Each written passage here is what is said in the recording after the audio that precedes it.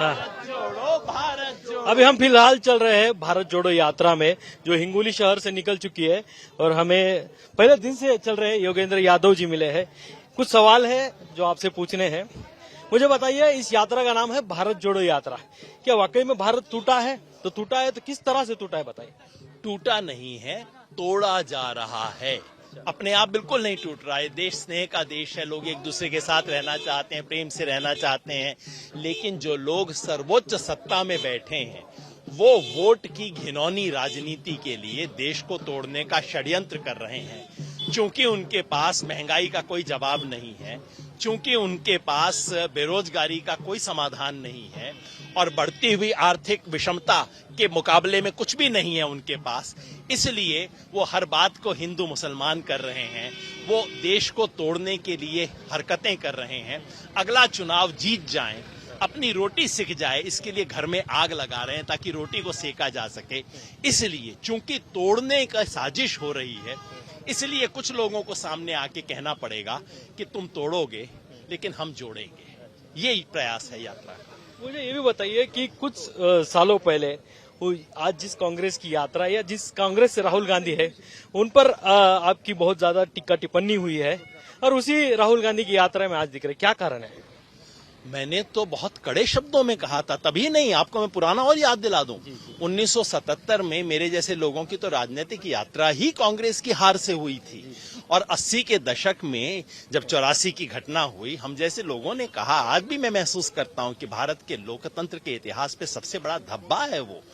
कांग्रेस के राज की लाठियां खा के हम लोग तो बड़े हुए हैं, लेकिन ये नहीं हो सकता। उन्हीं के पोते की यात्रा में आप?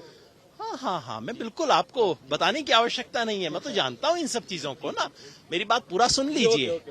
जब मेरे घर में आग लगी हो, उस वक्त मुझे दो पार्टियां दिखाई देती हैं। वो जो कि पेट्रोल की बोतल लेके चल रहा है, और वो जो कि पानी की बाल्टी लेके आया है। उस वक्त मैं ये नहीं देखता कि पानी की बाल्टी का रंग लाल है कि नीला है कि पीला है, या ये कि जो पानी की बाल्टी लेके आया है उसके साथ परसों मेरा क्या झगड़ा हुआ था। वो सब बातें सच हैं। कांग्रेस के साथ ना खड़े होने के मेरे पास 100 कारण हैं, लेकिन एक कारण है उसके साथ चलने का, और वो कारण है कि आज देश बचाने की जरूरत है। जो देश बचाने के लिए आएगा, जो पार्टी, जो संगठन, जो आंदोलन, उसका हाथ पकड़ेंगे, वो मेरा भाई है, मेरा दोस्त है, मेरा साथी है। मुझे बताइए कि क्या राहुल गांधी ये कर पाएंगे, क्योंकि उनके सामने बड़ी चुनौती अमित शाह है, नरेंद्र जी मोदी है, तो राहुल गांधी पर्याय हो सकते हैं? क्योंकि ये खत्म जब होगा, जब ये सत्ताधारी पाय उतार होंगे, मतलब नीचे आएंगे, तो क्या राहुल गांधी ये ऑप्शन है? खाली राहुल गांधी क्यों करे भाई, ये मैं भी करूंगा। मुझे लगता है आप भी थोड़ा सा किसी दिन हिम्मत करके प्रधानमंत्री से सवाल पूछ ही लेंगे। अगर प्रधानमंत्री प्रेस कॉन्फ्रेंस देंगे तो जरूर वही आप किसी दिन ये भी पूछेंगे कि 8 साल से प्रेस कॉन्फ्रेंस क्यों नहीं की। तो मेरा भी काम है, इनका भी काम है, ये बच्चे हैं, सब करेंगे। इस देश का उद्धार कोई एक व्यक्ति नहीं करेगा, किसी एक के सर पे नहीं है, ये हम सबकी जिम्मेवारी है। और 140 करोड़ लोग जो इस देश में सुख, शांति, चैन चाहते हैं, बच्चों के लिए बेहतर भविष्य चाहते हैं, उनके सामने नफरत का गैंग, गिरोह ज्यादा दिन चल नहीं सकता, झूठ का साम्राज्य चल नहीं सकता। किसी दिन तो कोई बच्चा खड़ा होकर बोल देगा, जैसे राजा को बोल दिया था, कि ये तो झूठा है, और वो साम्राज्य टूटेगा। उसका टूटना अवश्यंभावी है। क्या वो बच्चा राहुल गांधी है? मैं समझता हूं वो बच्चा हमारे अपने घरों में से आएगा।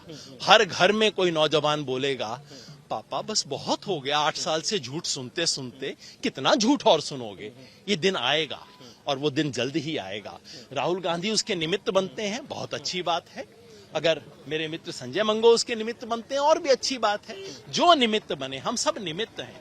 कोई व्यक्ति इतिहास बदलता नहीं है, व्यक्ति इतिहास बदलने का निमित्त, उसका एक प्रयोजन बनता है। अगर राहुल गांधी बने, सलाम है उन्हें, कोई और बने, उसे भी सलाम है। डिजिटल मीडिया के युग में 3,500 किलोमीटर चल के, आप भी बहुत किलोमीटर अभी चल चुके हैं, तो क्या डिजिटल मीडिया में चलकर भारत में परिवर्तन आएगा? दुनिया का सबसे बड़ा मीडिया पता है क्या है? ये नहीं है जिसपे आप मेरे को कैमरे पे दिखा रहे हैं। सबसे बड़ा मीडिया दुनिया का है मेरा मुंह और आपके कान। इससे बड़ा मीडिया कोई नहीं है। जब देश का मुख्य धारा का मीडिया सरकार की जेब में चला जाए। तो गोदी मीडिया कहते हैं, बिल्कुल सही कहते हैं, गोदी में बैठे हुए शाम को फोन आता है खबर चलाने गिराने का। आप जैसे लोग अपना काम ईमानदारी से कर रहे हैं, लेकिन मालिक जो है उसकी गर्दन इनके हाथ में। अब ये पंक्ति आप अपने मीडिया पे दिखाएंगे भी या नहीं मैं जानता नहीं, लेकिन सब बताते हैं। मैं जानता हूं कितना बताते हैं कितना नहीं बताते हैं, मैं तो सब जानता हूं। मैं मेरे यही बताना चाह रहा हूँ कि मुंबई तक का जो यूट्यूब चैनल है ना, आप दिन भर से मैं 8 से 10 स्टोरी करता हूँ, तो इसलिए मैं बता रहा हूँ कि हम तो सब बताते हैं। आप पंक्तियां बताइए। आपकी चैनल जो टीवी चैनल है वो भी जिस दिन पूरा सच बताएगी उस दिन मैं विश्वास कर लूंगा।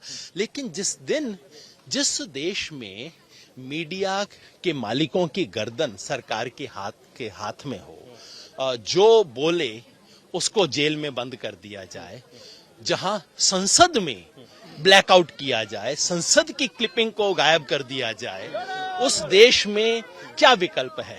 उस देश में विकल्प ये है कि आप सड़क पे निकलिए। सड़क पे जब निकलते हैं तो तमाम लोग आते हैं। अभी आपने देखा यहाँ कुछ बच्चा खड़ा होकर साइड में भारत जोड़ो कर रहा था। ये बच्चा कभी भी टीवी और उससे नहीं करेगा, ये बच्चा तब आएगा जब आप सड़क पे निकलेंगे। तो अंततः चाहे सोशल मीडिया का युग हो, चाहे टेलीविजन का युग हो, चाहे प्रिंट का युग हो, चाहे प्रिंट से पहले का युग हो, इस देश की सभ्यता में ये है कि जब आप मानस से संवाद करना चाहते हैं, चाहे संत तुकाराम हो, चाहे नानक हो, चाहे कबीर हो, वो यात्रा करते हैं। ये यात्रा सड़क नापने की यात्रा नहीं है, ये जनमानस की यात्रा है। चाहे डिजिटल मीडिया हो, सोशल मीडिया हो, अंततः इसका संदेशा लोगों तक पहुंचेगा। टीवी चैनलों ने, बड़ी चैनलों ने ब्लैकआउट कर दिया इस यात्रा को, लेकिन सबको पता है कि यात्रा हो रही है। यही खूबसूरती है इस देश की। आप बहुत किलोमीटर से चल रहे हैं, आपने लाखों चेहरे देखे होंगे, क्या पड़ा इन चेहरों में से? आशा, एक उम्मीद, अच्छा कुछ और हो सकता है, कुछ बेहतर हो सकता है। इतने लोगों के मन में, बच्चों के मन में, खासतौर पे युवाओं के मन में, उनकी आंखों में मैंने एक उम्मीद देखी जो मैं पहले नहीं देखता था। और मैं समझता हूं उम्मीद किसी भी देश की सबसे बड़ी पूंजी होती है। पैसा सबसे बड़ी पूंजी नहीं है, आशा सबसे बड़ी पूंजी है। इस देश में जब आशाएं युवाओं की टूट चुकी हैं, रोजगार की, बदलाव की, ऐसे में वो दोबारा आशा देख पा रहे हैं, ये मेरे विचार से बहुत बड़ी चीज है। हर बार ऐसा बताया जाता है कि ये नॉन पॉलिटिकल यात्रा है, पर हम देख रहे हैं हर तरफ बैनर जो है, या फिर कांग्रेस का सिंबल दिखाई देता है, कांग्रेस के बैनर्स दिखाई देते हैं। हर नेता यहाँ पर खुद की जो मार्केटिंग कर रहा है, तो इसको आप किस तरह से लेते हैं? मैं चाहता हूं कि आपका कैमरा इन बच्चों को दिखाए, जरा बच्चों को दिखाना। ये आपके प्रश्न का उत्तर है। आपने अभी प्रश्न पूछा और 15 सेकंड में आपको जवाब इस प्रश्न का मिल गया। अभी मैं समझता हूं, ये मैं कतई नहीं कहता, कभी नहीं कहता कि ये यात्रा नॉन पॉलिटिकल है, कभी नहीं, एक दिन के लिए मैं नहीं कहता, क्योंकि इस देश को तोड़ने की साजिश पॉलिटिक्स में हो रही है, उसका जवाब पॉलिटिक्स में मिलेगा। मैं कहता हूं ये इलेक्टोरल पॉलिटिक्स की यात्रा नहीं है, तात्कालिक इलेक्टोरल पॉलिटिक्स की नहीं है। राजनीति करना बहुत बड़ा काम है, बहुत सुंदर काम है। राजनीति को हम गंदा बना देंगे तो ये तो देश गंदा बन जाएगा। तो मैं कहता हूं भारत जोड़ो यात्रा राजनीतिक है, उसे होना चाहिए, सुंदर अर्थ में राजनीतिक होना चाहिए, घटिया अर्थ में राजनीतिक नहीं होना चाहिए, और वो है, वो हो रही है। इसमें तमाम तरह के लोग हैं। ये चलता हुआ कुंभ है। कुंभ में कई लोग आस्था के लिए आते हैं, कई लोग खाली स्नान करने के लिए आते हैं, कई लोग सिर्फ तमाशबीन होते हैं, कोई पॉकेट मारने के लिए भी आता होगा। ये चलता हुआ कुंभ है, सब तरह के लोग हैं। गहरी आस्था से भी आ रहे हैं, देश बदलने के लिए भी आ रहे हैं, कोई 2-4 टिकट के लिए भी आ रहे होंगे। ये चलते हुए कुंभ की यही खूबसूरती है। और जैसे कुंभ इस देश का प्रतीक है, वैसे ये यात्रा देश जोड़ने का प्रतीक बनेगी। ये आखिरी 2 सवाल पूछता हूँ, आप किस तरह से इस यात्रा में शामिल, क्या क्या करते हो दिन भर में, आपका कैसा स्केड्यूल होता है? सुबह 4:30 बजे उठते हैं, जिसकी मुझे बिल्कुल आदत नहीं है, और उठ के चलते हैं। अगर नहाने का पानी मिल जाए तो नहा लेते हैं, नहीं मिले तो बस बच के चल देते हैं।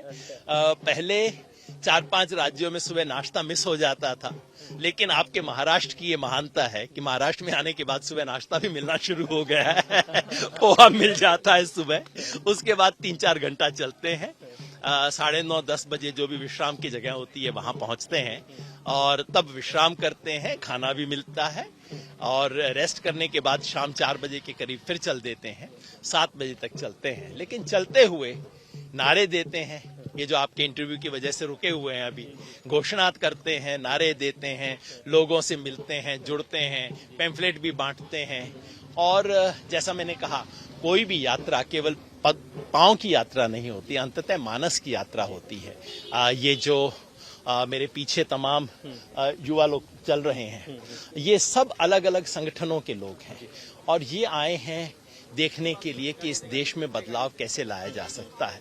तो चलूंगा तो इनसे बात करते हुए भी चलूंगा, अंदर अपने, बाहर के लोगों से बात, जैसे ये हो रहा है इस वक्त, बच्चों से चल रहा है संवाद। ये बच्चे अपने गांव जाएंगे, घर जाएंगे, कुछ ना कुछ चीज सीख के जाएंगे, कुछ ना कुछ अपने साथ लेके जाएंगे। एक ये संवाद चलता है, हम यात्रियों का आपस में एक दूसरे से संवाद चलता है और कहीं ना कहीं हमारा अपने अंतर्मन से संवाद चलता है ना। ये थे योगेंद्र यादव जी, अपने सभी सवालों का काफी सटीक जवाब उन्होंने दिया। कैमरा मंदार के साथ मैं मुस्तान मिर्जा, मुंबई तक।